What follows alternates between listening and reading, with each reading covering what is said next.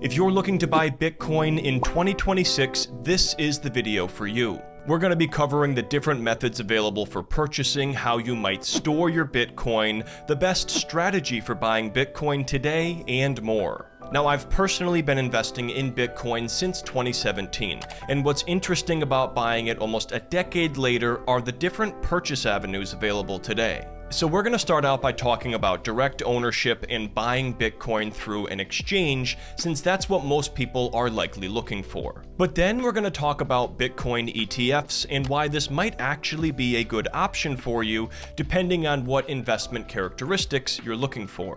And towards the end, we are going to talk about some storage options for Bitcoin, including both hot and cold storage wallets. If you're excited about that, do me a favor and drop a like on this video and subscribe for more crypto content. Let's start off by talking about the first method for buying Bitcoin, which is direct ownership.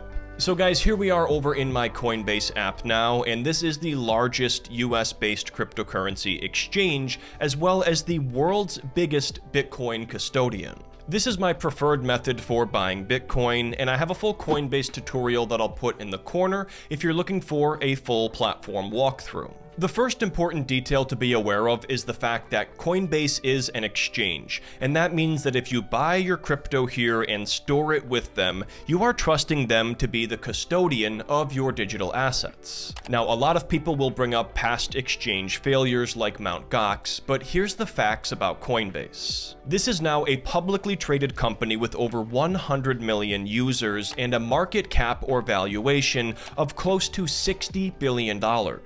They've been in the crypto space since 2012, and they take two very important steps to safeguard assets on their platform. First, up to 97% of their Bitcoin is encrypted, geographically separated, and held in offline storage. And second, all of the Bitcoin held through their online computers is fully insured. We're going to talk about some cold storage options here towards the end, but overall, the custody risk associated with Coinbase is extremely low. With that said, let's dive into how to buy Bitcoin through the Coinbase app now. For starters, if you don't have a Coinbase account yet, you might be able to get some free Bitcoin. They're a partner of my channel, and if you sign up using my affiliate link down below or visit ryanoscribner.com/Coinbase, you can get a free Bitcoin bonus. The promotion changes from time to time, but it's usually a spin the wheel offer where you'll get a random amount after opening your account and placing your first trade.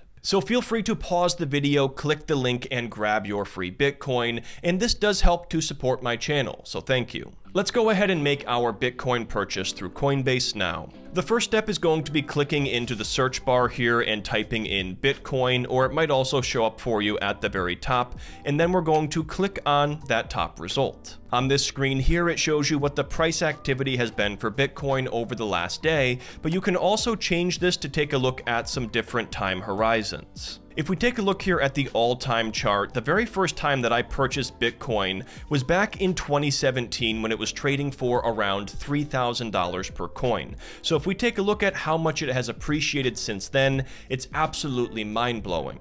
But some experts think Bitcoin could be worth a lot more than today's prices in just a few short years, so we might be looking back at these prices someday thinking the same thing. From here, you're going to want to click on the blue buy and sell button at the bottom, followed by the buy button. This is going to bring up the order screen, and there's a few different things I want to touch on here. For starters, if you link a debit card or bank account to Coinbase, you'll be able to purchase directly from that account, meaning that you don't have to make a deposit first. But I actually have a small amount left over from a previous tutorial, so we're going to be purchasing this Bitcoin from my USD wallet. The next thing to be aware of are the different order types here in the top right. By default, this is set to a one-time order, but you can also change this to a limit order and a recurring buy. A limit order is going to let you specify the exact price that you're looking to buy Bitcoin at. So let's say you wanted to buy at 85,000, you could set that here, and we can see that Bitcoin would have to drop about 3.5%.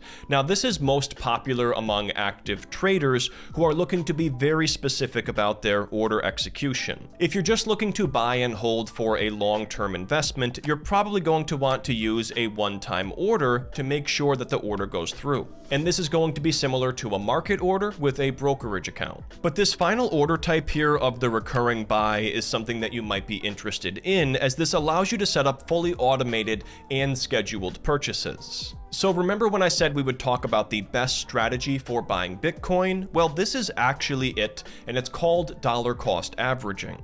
One key characteristic of Bitcoin is volatility, and that means that the price swings can be massive.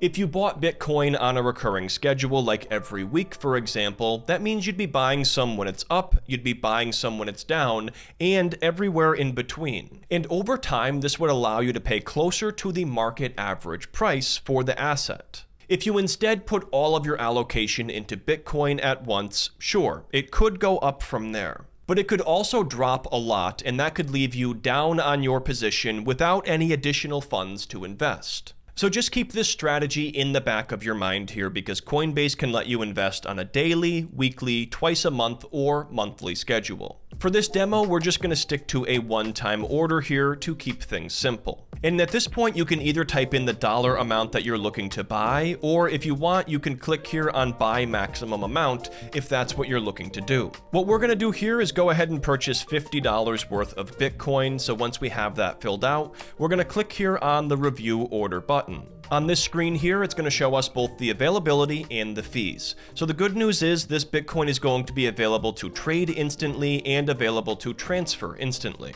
That means if you wanted to transfer this over to a hot or cold storage wallet, which we are going to be covering here shortly, you can do this right away. And as far as the fees go, it mentions here at the bottom this includes a 1% spread plus a 92-cent fee.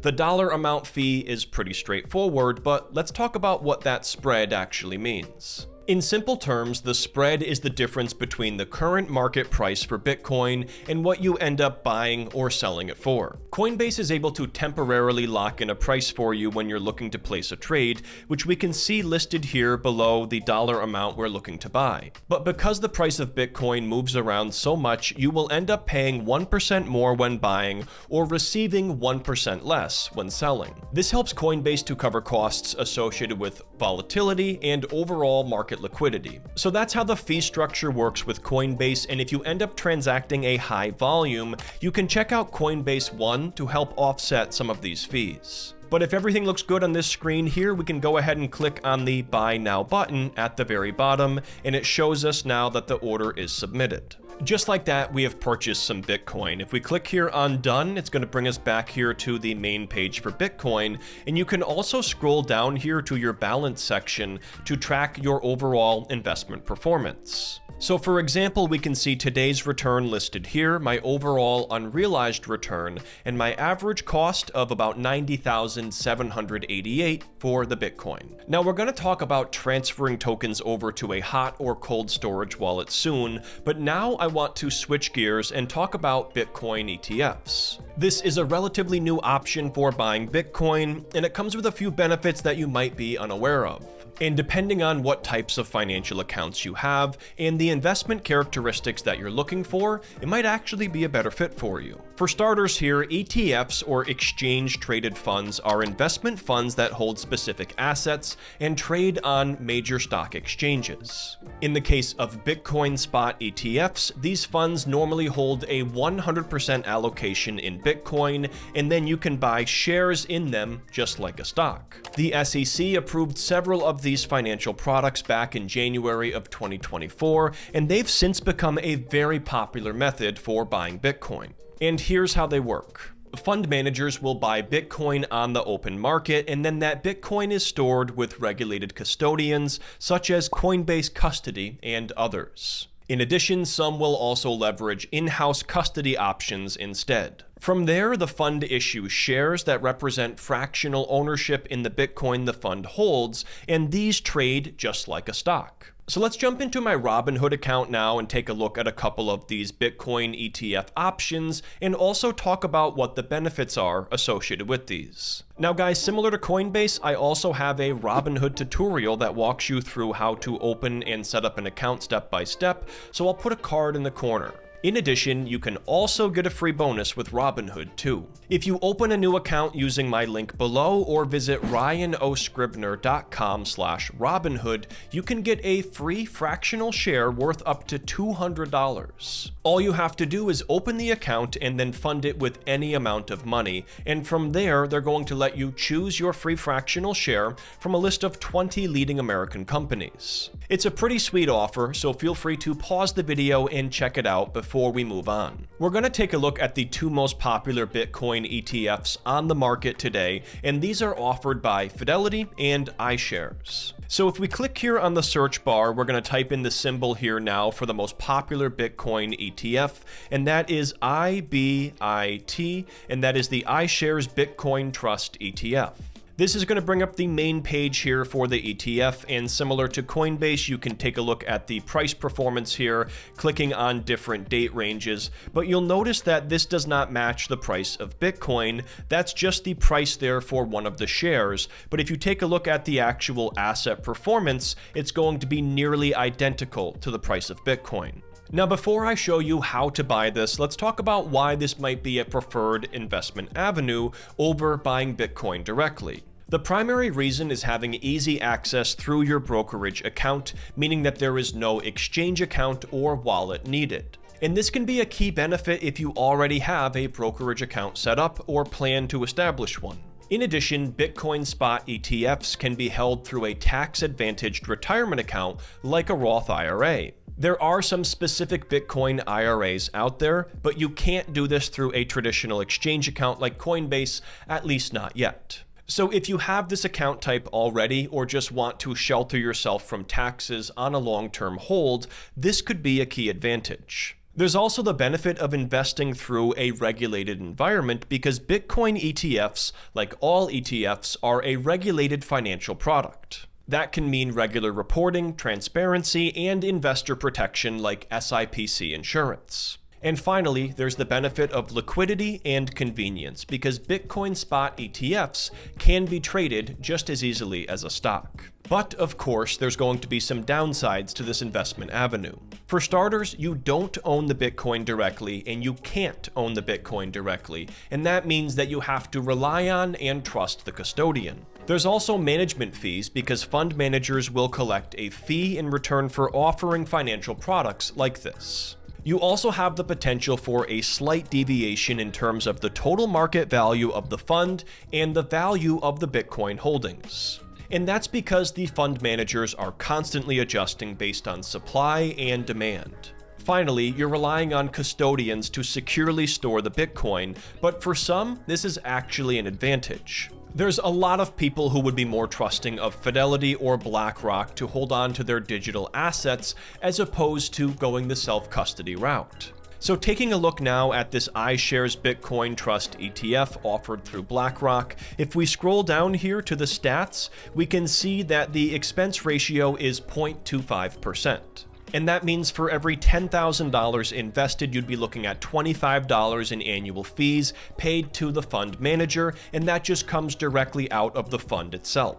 But let's take a look at the Fidelity Bitcoin ETF now instead. So we're going to click here on the search bar, hit the X button, and type in the symbol, which is FBTC, and that brings us the Fidelity Wise Origin Bitcoin Fund. And just like the previous BlackRock fund, if we scroll down here to the stats, we can see the expense ratio is the same at 0.25%. If you wanted to actually purchase this, you would click here on the trade button followed by the buy button, and thanks to the fractional shares offered through Robinhood, you can invest as little as $1 single, and it's also going to be 0 trading commissions too. Now, one final point I want to mention here is that you can also buy Bitcoin directly through the Robinhood app and even have the option to send and receive it. So that's also an alternative here to Coinbase if you're looking for some additional options. Now that we've covered the full spectrum here of Bitcoin buying, let's talk about a few storage options that you might be considering. And this comes into play if you are directly investing in Bitcoin, not if you are choosing to go the route of Bitcoin spot ETFs. If you're concerned about exchange risk or just prefer to be your own custodian with your digital assets, there are two options: hot wallets and cold wallets. There's a saying in the crypto community, not your keys, not your crypto. That means if you don't hold the private key, you don't truly own your crypto, and that is true. But as we'll cover here, holding the private key yourself also comes with a lot of responsibility. The private key is basically the master password for your crypto ownership, and it's what you use to set up and access the wallet. And whoever controls the private key controls the crypto in the wallet. There is no ID, account, or name associated with the wallet. The private key is going to be a long string of letters and numbers, but most wallets out there don't show you the raw private key. Instead, they give you a seed phrase, which is a list of 12 or 24 words that allow you to regenerate your private key. In layman's terms, your seed phrase is your private key, and it's what's used to control your crypto. A crypto wallet allows you to be in complete control and hold that private key yourself, but let me go ahead and explain the difference between the two types now. For starters, a hot wallet is going to be a software application that's either desktop or app-based, or possibly a combination of both. Popular hot wallets include MetaMask, Trust Wallet, and Base. When you create one of these hot wallets, it's going to give you a recovery phrase for you to record and store in a offline secure location. Now, a hot wallet is slightly more exposed to hacks because of the online nature, but it still gives you complete custody over your crypto. Coinbase actually has a self-custody version of their platform called Base, and I recently did a full tutorial on it, so I'll put that in the corner. Cold wallets, on the other hand, are hardware devices that are not connected to the internet. You still leverage an application alongside your hardware device to access your wallet, but your crypto is stored fully offline when you use these. Cold wallets are the most secure crypto wallets, and they are often best for long-term storage of crypto. But if you plan to buy and sell crypto often, this can be a bit impractical. The two most popular options are the Ledger and Trezor wallet. I'm actually going to be doing a full walkthrough and tutorial for both of these in the near future, so make sure you subscribe for when that video comes out. In the past, I have always used Ledger, and you can check out their official store by visiting ryanoscribner.com/ledger to learn more. But as with all methods of buying and storing crypto, there are of course some downsides to discuss here. For starters, having full control of your tokens is a pro for some, but a con for others. This gives you 100% responsibility over your assets. There is no reset password button or customer service that you can reach out to. If you lose your seed phrase, you will lose access to your crypto forever. And if you accidentally leak the seed phrase, your crypto is as good as gone. Now, with that said, if you lose your physical hardware device for cold storage, you can regenerate your wallet using the seed phrase and a new version of the same hardware wallet. So in a nutshell, there is no customer service, and security and responsibility is 100% on you. Whether that means a fireproof box, redundant storage locations, or possibly a fireproof metal wallet, there are options out there. But for a lot of people, this becomes too much responsibility,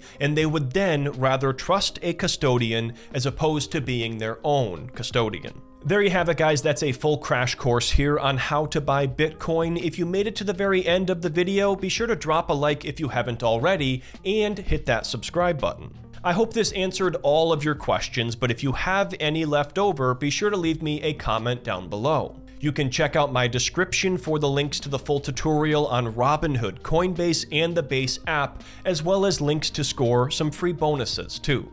And if you're looking to do more research on crypto exchanges, check out my video here on the best crypto exchanges for 2026. Thanks for tuning in, and we'll see you next time.